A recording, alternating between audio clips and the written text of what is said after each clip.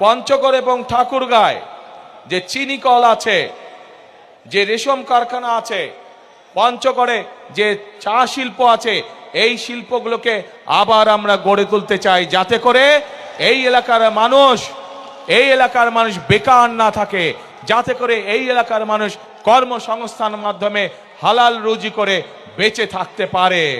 প্রিয় ভাই বোনেরা, আমরা ঠাকুরগাঁয় ক্যাডেট কলেজের একটি দাবি আছে, এই দাবিটি আমরা চেষ্টা করব ইনশাআল্লাহ বাস্তবায়ন করার জন্য। প্রিয়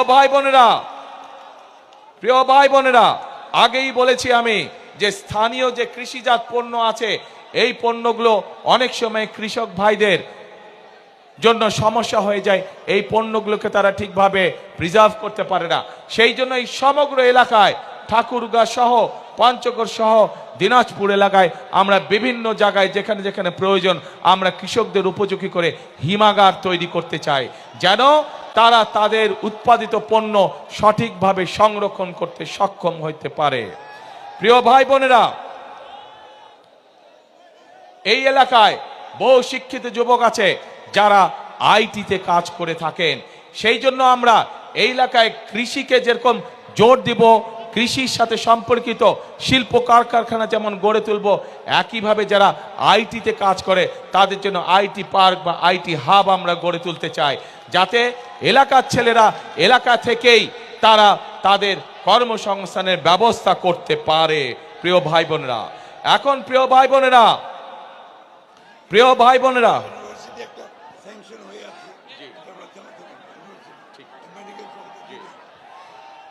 বোনেরা বিগত এক যুগ বেশি সময় ধরে যেই স্বৈরাচার এই দেশের মানুষের কাঁধে বসেছিল, তারা শুধু নিজেদের স্বার্থ দেখেছে, জনগণের স্বার্থ দেখে নাই।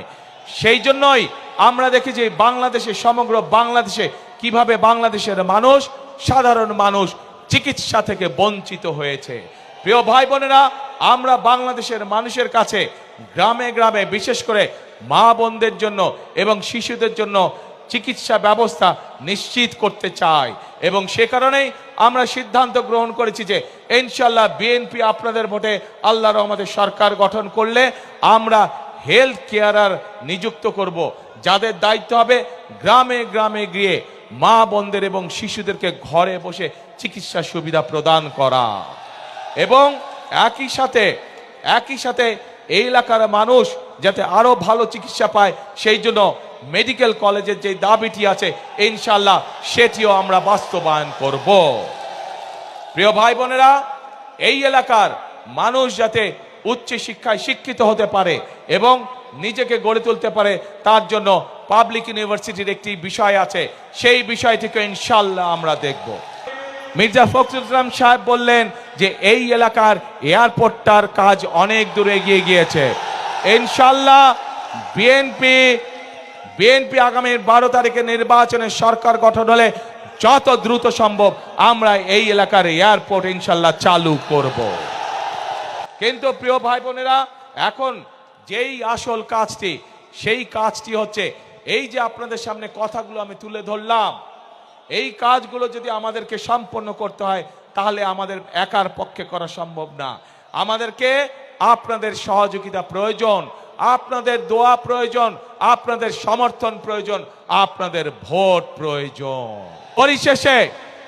পরিশেষে আমি এই এলাকার উন্নয়ন, এই বাংলাদেশের উন্নয়নের জন্য আপনাদের সকলের কাছে ধানের শীষের পক্ষে ভোট চাইয়ে যাচ্ছি আপনাদের কাছে। আমি কি আপনাদের সমর্থন পেতে পারি প্রিয় ভাই বোনেরা? ইনশাআল্লাহ।